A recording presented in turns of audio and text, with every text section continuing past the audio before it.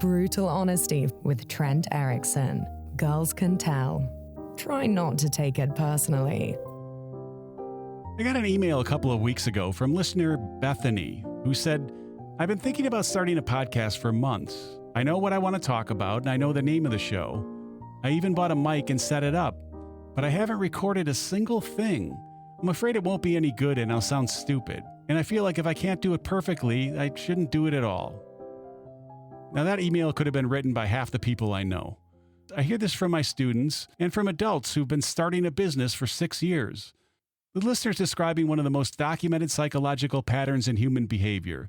Perfectionism leads to procrastination, which leads to paralysis. This self-projection strategy, pretending to be high standards, is so common that therapists have names for it. This episode is for Bethany, and for everyone who hasn't started because they think they need permission, talent, the right moment, or some confidence. Let's talk about it. Nobody's waiting for you, so use that. First thing to understand is that nobody's watching you. Nobody's waiting for your first draft, and nobody's holding their breath to see if you make something or not. That should take the pressure off, not scare you. You're not launching this thing into a Super Bowl halftime show. You're starting from nothing, in the comfort of your own home. You're completely anonymous. This is your window to suck without any real consequences, so use it. Think about every successful creator you follow or admire. They started exactly where you are right now. They recorded their first episode in their bedroom, wrote their first article on a free blog, or posted their first video with terrible lighting and nobody cared because nobody was listening or watching yet. You don't need the world to care about what you're doing. You need to care about what you're doing. That's enough to start. That's the only thing you need to take the first steps. The fact that nobody's paying attention to you yet is to your advantage. You get to fumble now and then figure it out without an audience critiquing every single mistake you make. This is your practice round. Most people take it that when nobody's watching or listening, that's a problem they need to solve. But smart people see it as like a rehearsal time. Joe Rogan's first podcast episodes were just him and his buddies talking in a room with bad audio, and nobody cared because nobody was listening. He didn't start with a perfect show or a long-term plan. He just started with a conversation and turned it into the biggest podcast in the world. Nobody cares if your idea is good because everybody has them. I teach digital media, and my students are always coming to me with the next big thing, but maybe 1 in 20 actually bring those ideas to life. It's not the idea that matters, it's what you do with it. Execution is everything. Execution means showing up when you don't feel like it, pushing through the boring middle part, and fixing problems as they come up instead of abandoning ship when things start to get difficult. Most people wait until they feel ready, but if you've been sitting on an idea for 6 months, you're avoiding risk. You're avoiding the possibility of failure and criticism.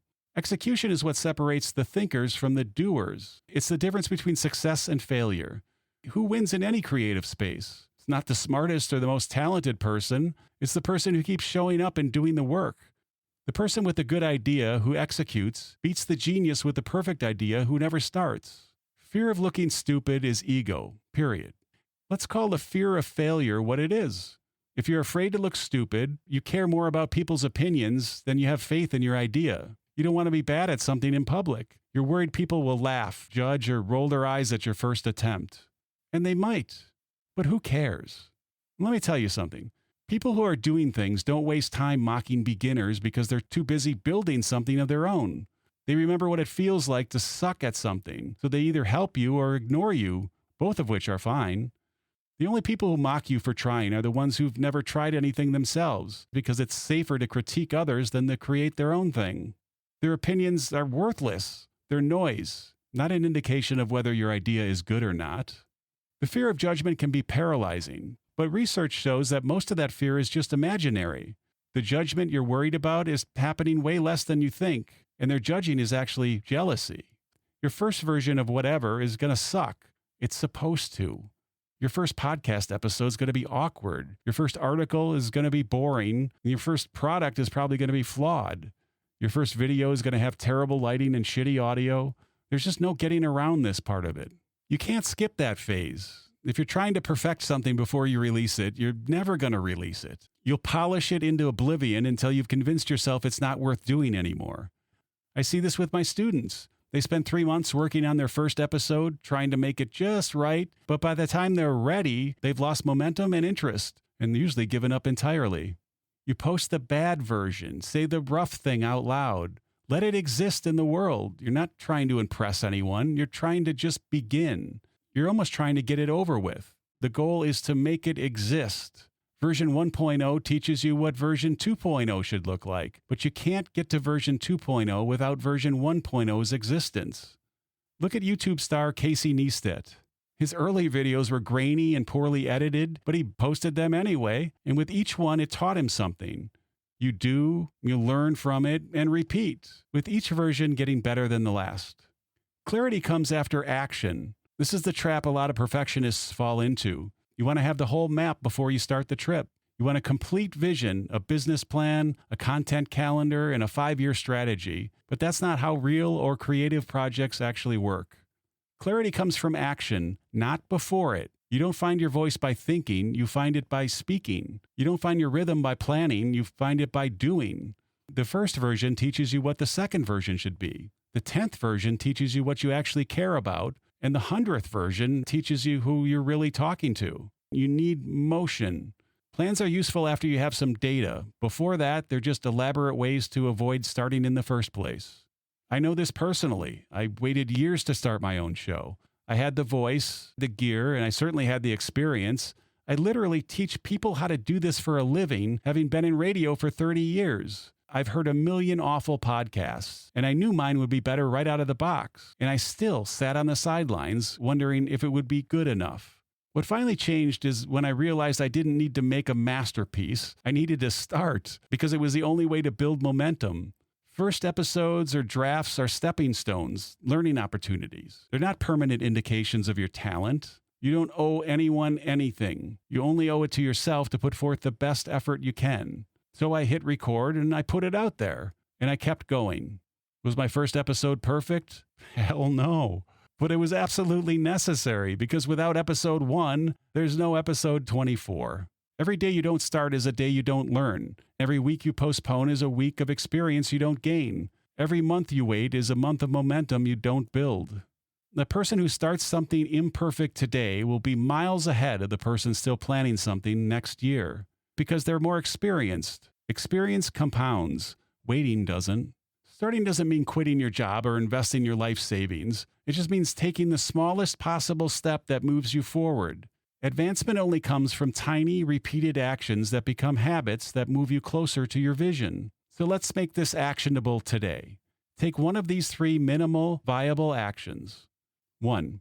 If you want to start a podcast, record one 5-minute episode. Forget the intro music, the website, distribution, all that junk. Just record yourself talking about something, anything, for 5 minutes.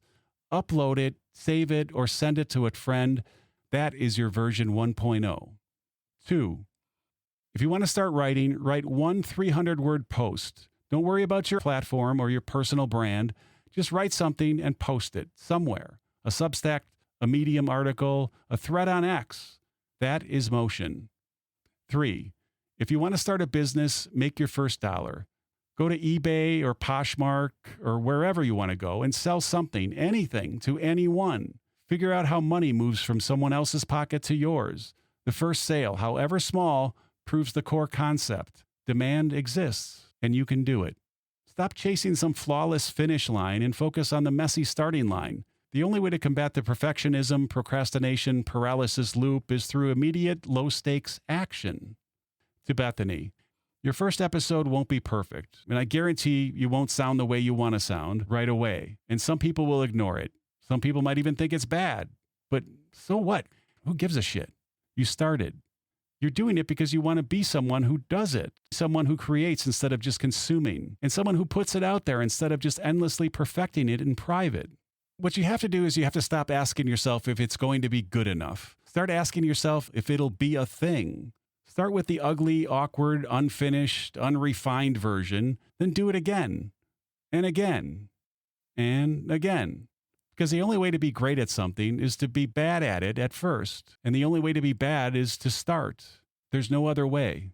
If you have something you've been avoiding, start it. Not next week, not after you figure it all out, but now. Otherwise, you might never do it.